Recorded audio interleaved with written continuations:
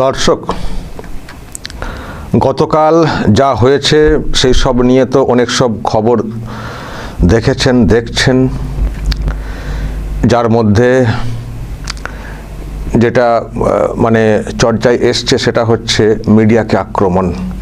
দেখতেই পাচ্ছেন, এক সাংবাদিক আরও অনেকে ওখানে ছিলেন, তাদেরকে আক্রমণ করা হয়েছে, হাসপাতালে ভর্তি পর্যন্ত হতে হয়েছে। কালকে দেখেছেন রাজ্যের মুখ্যমন্ত্রী নিজে এসএসকেএম হাসপাতালে ছুটে গেছিলেন যারা আক্রান্ত হয়েছেন তাদেরকে দেখতে বা চিকিৎসার খোঁজ খবর নিতে।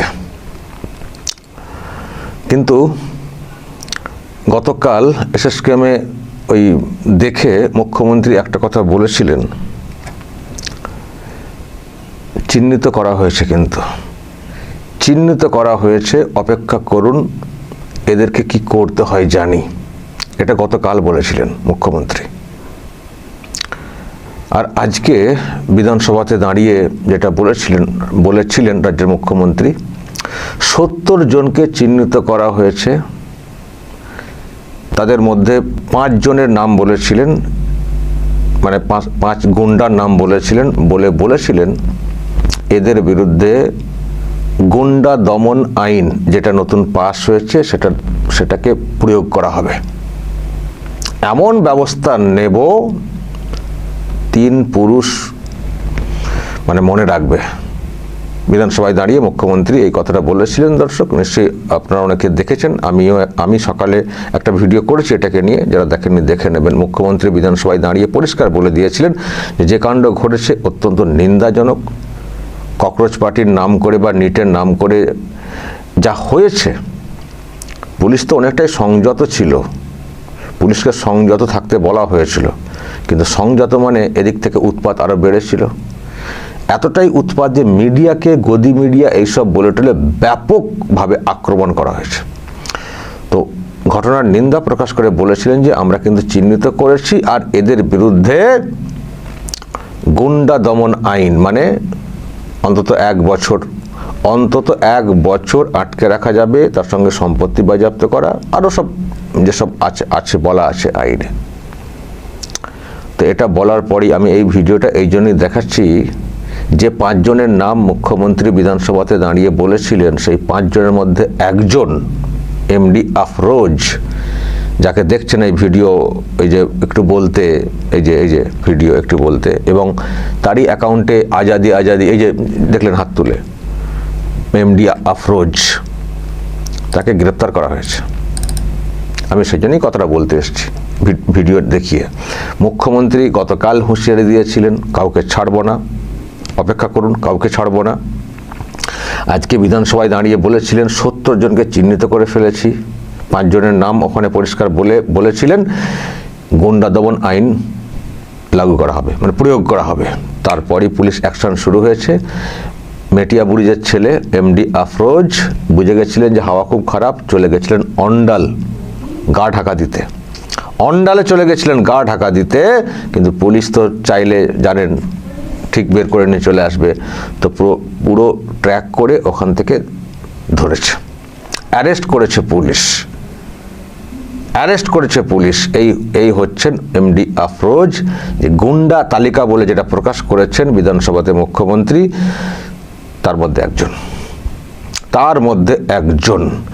আরেকটি কেসে আরেকজনকে অ্যারেস্ট করা হয়েছে, আরেকটি কেসে আরশাদ বলে, অনেকগুলো কেস হয়েছে তো, ওটার সাথে কেস হয়েছে, আরশাদ বলে একজনকে অ্যারেস্ট করা হয়েছে। দর্শক, তার কর্মকাণ্ড যেটা আমি শুনছিলাম, তার যে কর্মকাণ্ড, মোদিজির ছবিতে মানে জুতো মারা এরকম ছবি, আমি ছবিটা দেখাতে পারি, এই যে জুতো মারা,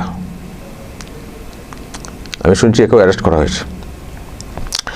আমি দর্শক, যেহেতু এই এমডি আফরোজের নামটা বিধানসভাতে বলেছেন রাজ্যের মুখ্যমন্ত্রী, তো আমি একটু খোঁজ নিচ্ছিলাম যে কে এই আফরোজ, কি করেন ইনি বা কি করে। আমি সোশ্যাল মিডিয়া পেজ দেখছিলাম, তো সেখানে যা সব দেখলাম দর্শক, মানে যেসব ভিডিও মানে বানাতো আর কি, তো ভিডিওগুলো যা দেখছিলাম দর্শক, সব ডন টাইপের ভিডিও,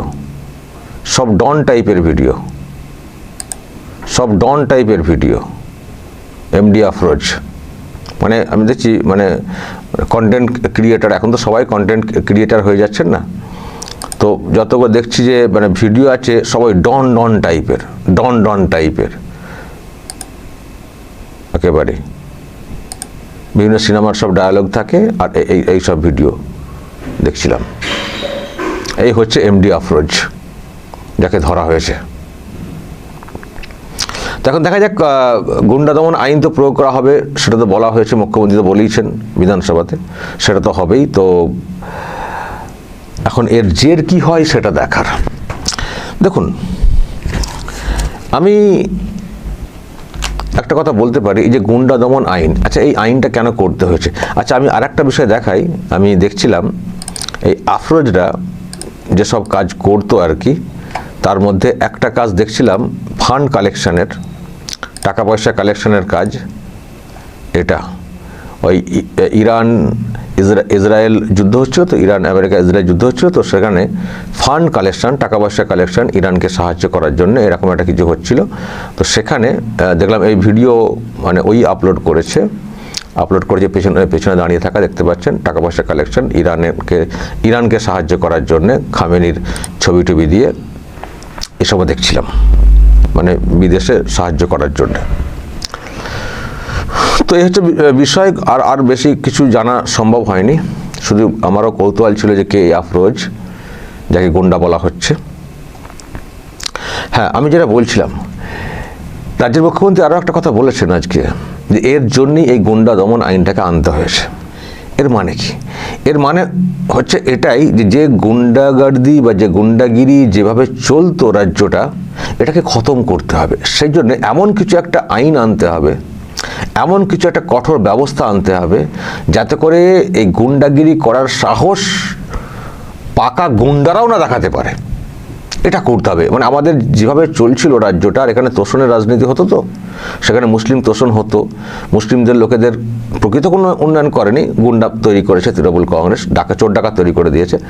তো এগুলোর খতম করতে হবে। এগুলো খতম করতে গেলে ওই নর্মাল যে আইন আছে তাতে করে ধরে হবে না। ধরলো 2 সপ্তাহ 3 সপ্তাহ পরে বেল পেয়ে গেল, হবে না। ওদের মধ্যে একটা ধারণা তৈরি হয়ে যায়, ধরতে তো কী হয়েছে, 2 সপ্তাহ 3 সপ্তাহ পরে ঠিক বেল হয়ে যাবে। এটা না, ভয়টা ঢোকাতে হবে দুষ্কৃতীদের মধ্যে। যদি একবার ধরে, যদি গুন্ডা দমন আইনটা প্রয়োগ করে দেয়, তাহলে কিন্তু আমার লাইফটা হেল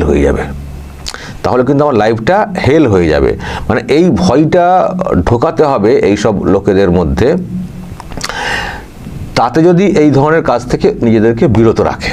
এই জন্যই তো দেখুন, আইন কেন কঠোর করা হয়? আইন তো ছিল, আইন তার মধ্যে কঠোর কেন করা হচ্ছে, নতুন আইন কেন করা হচ্ছে? কারণ যে আইন আছে তাতে সেই ভয়টা থাকছে না, সেই জন্য নতুন আইন এনে আরও ভয় ধরানো, ওদের মধ্যে যারা দুষ্কৃতী তাদের মধ্যে ভয় ধরানোর একটা থাকে, মানে ভয় ধরানোর চেষ্টা হয়, যাতে করে এইসব কাণ্ড থেকে বিরত রাখা যায়।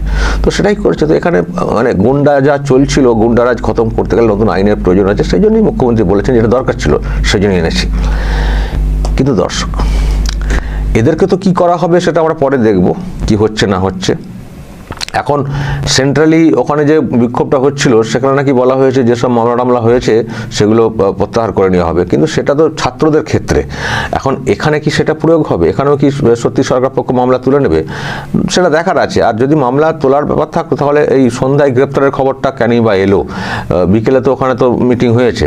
ফলে আমি জানি না, যারা দুষ্কৃতী, যারা গুন্ডা, তাদেরকে ছাড় দেওয়া হবে না। কোনো ছাত্রর ক্ষেত্রে সত্যি নিট পরীক্ষার্থী, নিটের, তাদের জন্য হয়তো ছাড় দেওয়া হতে পারে, কিন্তু গুন্ডাদের ক্ষেত্রে ছাড় দেওয়া হবে কিনা আমার মনে সন্দেহ আছে, সেটা আমরা পরে বুঝবো। তো এখন যেটা আমি বলতে চাইছি দর্শক, একটা মানে এটা তো কি হচ্ছে সেটা আমরা পরে দেখবো, কিন্তু আমরা না একটা হাতে নাতে রেজাল্ট দেখতে পাচ্ছি। আমরা আজকেই হাতে নাতে একটা রেজাল্ট দেখতে পাচ্ছি। এই যে গুন্ডা দমন আইন হয়েছে, এটা প্রয়োগ করা হচ্ছে, গুন্ডাদেরকে ধরা হবে, এরকম করলে কাউকে ছাড়া হবে না, এতে কিন্তু হাতে নাতে একটা প্রমাণ দেখতে পাচ্ছি। কি প্রমাণ বলুন তো? আপনারা নিশ্চয়ই দেখেছেন, আজকে টিএমসি একটা বিক্ষোভে নেমেছিল, ওই নিট কাণ্ডে নেমেছিল, তো কোনো পারমিশন ছাড়াই নেমেছিল। কোথায় হয়েছিল বলুন তো? পদ্মপুকুর মানে CIT road, park circus, Entally, Moulali, মানে ওই সব এলাকায়, মানে মুসলিমদের একেবারে ডেরাই বলতে পারা যায়। সেখানে আজকে একটা বিক্ষোভ করেছে তৃণমূল কংগ্রেস, আপনারা জানেন, এবং যেখান থেকে কুণাল ঘোষকে ধরা হয়েছিল ডিটেন করার জন্য, কারণ অনুমতি ছিল না যেহেতু, যদিও পরে ছাড়া হয়েছে, ছাড়া তো হবে, এই ধরনের ক্ষেত্রে ডিটেন করা হয়, তুলে নিয়ে হয়, তারপর সন্ধ্যার পর ছাড়া হয়, সেভাবেই ওখানে হয়েছে। তো আপনারা দেখেছেন কি যে ওখানে যে প্রোগ্রাম কর্মসূচিটা নেওয়া হয়েছিল, ওই রকম এলাকা, মুসলিমদের ডেরা, সেখানে কতজন লোক হয়েছিল দেখেছিলেন? ঘোষণা তো অনেক আগে থেকে হয়েছিল যে আমরা এই করব, এরকম ডাক দিচ্ছি বলে একটা ঘোষণা করা হয়েছিল। কিন্তু আমি দর্শক, আমি আপনাদেরকে দেখিয়েছি আগের ভিডিওতে, এখানে আমি আর একবার দেখাতে চাই যে হাতে নাতে রেজাল্টটা। এই যে কুণাল ঘোষটা ধরুন ওখানে ভাষণ টাষণ দিয়েছেন গাড়িতে উঠে। আচ্ছা বলুন তো কটা লোক আছে? মুসলিম এলাকা, কিন্তু ওখানে মুসলিমদের লোক প্রচুর থাকেন। কোনো লোক ঘেসেছেন ওখানে? যাদেরকে দেখতে পাচ্ছেন সামনে গাড়িতে কিছু নেতা রয়েছেন, আর নিচে তো সব ম্যাক্সিমাম ইউটিউবার, ফেসবুকে সব যারা আছেন, সোশ্যাল মিডিয়া যারা কাজ করেন, আর এমনি মেন স্ট্রিম মিডিয়ার লোকজন, সাধারণ পাবলিককে দেখতে পাচ্ছেন ওখানে। মুসলিম অধ্যুষিত এলাকা কার্যত ওখানে, কিন্তু পদ্মপুকুর, নোনাপুকুর, বেনিয়াপুকুর, সব ওই পাকসা গাছ, মানে ওখানে কিন্তু অন্যান্য সময়ে প্রোগ্রাম কর্মসূচি হলে যে প্রোগ্রামই হতো, লোকজন কিন্তু উপচে পড়তেন। কিন্তু গতকাল মুখ্যমন্ত্রীর ওই হুঁশিয়ারি আর আজকে গুন্ডা দমন আইনের বিষয়ে বিধানসভায় বলে দেওয়া, তারপরে বিকেলের দিকে এই প্রোগ্রামটা হয়েছে, লোক আছে, তার মানে কি অবশ্যই এর একটা ইফেক্ট পড়েছে। আর আমার যেটা কাজ আরামবাগ টিভি, সবসময় সতর্ক করার চেষ্টা করে যেসব করবেন না, ঝামেলায় যাবেন না, ফেসে গেলে আপনি ফাঁসবেন, আপনার পরিবার ফাঁসবে, দিদিমণি বাঁচাতে পারবেন না। আমি দর্শক এই ভিডিওগুলোকে বেশি বেশি করে শেয়ার করতে বলি। আমিও তো চাই না, আপনারাও নিশ্চয়ই চান যে বাংলা থেকে গুন্ডাগার্দি এগুলো বন্ধ হয়ে যাক।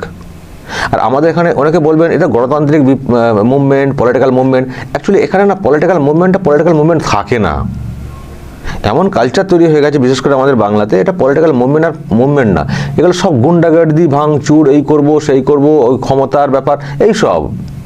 সেই মুভমেন্ট নেই এখন সত্যিই, মানে যখন একটা ক্লাস চলছে, ক্লাসে যদি মনে করে যদি দেখা যায় দুষ্টু ছেলের সংখ্যা বেশি, তখন মাস্টারকে একটু কড়া হতে হয়, নিয়ম করে আর করে কড়া হতে হয়, যে না ক্লাস তো আছে, ও তো কথা বলবে না।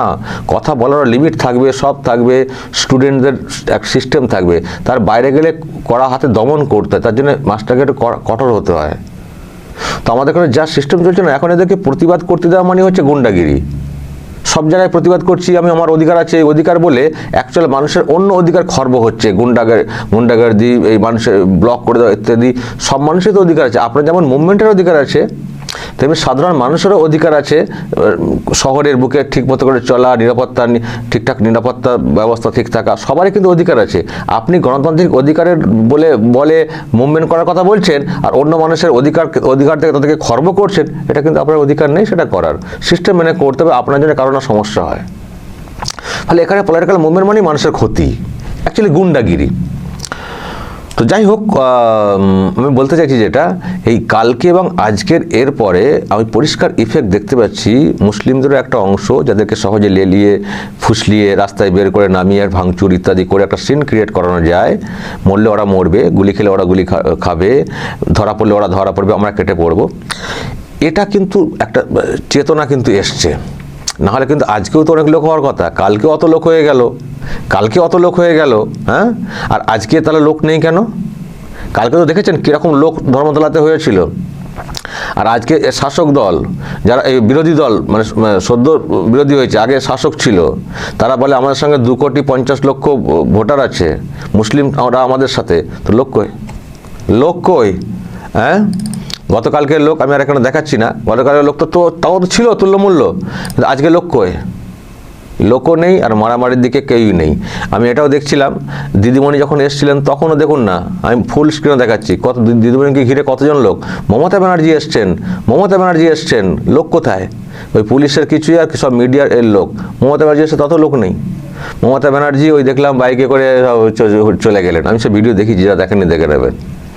তারপরে লালবাজার চত্বরে গেছিলেন, ওই যেহেতু কুণাল ঘোষদেরকে ডিটেন করা হয়েছিল, আটক করা হয়েছিল, তো লালবাজার চত্বরে গেছিলেন, সেখানেও দেখুন তাদের দলের কর্মীরা, নেতারা সব অ্যারেস্ট হয়েছেন। বিমান ব্যানার্জির অবস্থা দেখুন দর্শক, স্পিকার থাকাকালীন তো অন্ধ হয়েছিলেন কার্যত, দেখতে পেতেন না, কিছুই দেখতে পেতেন না। সবাই দেখতে পেতেন রাজ্যের মানুষ কী চলছে, কেমনভাবে চলছে বিধানসভা, উনি দেখতে পেতেন না। কে কোথায় জয়েন করছেন উনি দেখতে পেতেন না। এখন দেখুন রাস্তায় ওইভাবে বসে রয়েছেন ঝোড়ো কাকের মতো। আচ্ছা, যেটা আমি বলছিলাম, লালবাজারের সামনে ওনারা ধর্ণা দিবস ছিলেন কার্যত, যেহেতু কুণাল ঘোষদেরকে ডিটেন করা হয়েছিল, আটক করা হয়েছিল। কজন লোক গেছেন বলুন তো? কজন লোক সাথে আছেন? কেউ ঘেঁষছেন না, কেউ ঘেঁষছেন না, ঘেঁষবেন না। আমি বারবার বলছি, অনেকে ওই যে ধরপকড় হচ্ছেন, অনেকে বলছেন আমি তো কিছু করিনি। ওই যে কিছু করেননি, গেছেন তো এই প্রোগ্রামে,